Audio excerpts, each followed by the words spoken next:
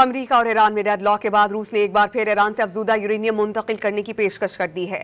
روس نے کہا ہے کہ وہ ایران سے افزودہ یورینیم کی منتقلی میں مدد کے لیے تیار ہے۔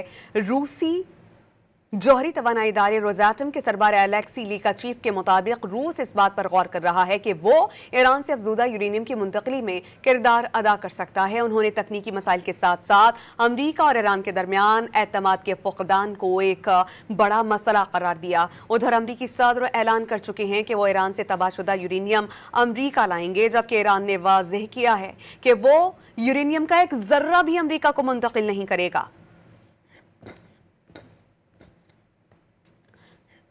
امریکہ اور ایران میں ڈیڈ لاک کے بعد روس نے ایک بار پھر ایران سے افزودہ یورینیم منتقل کرنے کی پیشکش کر دی ہے۔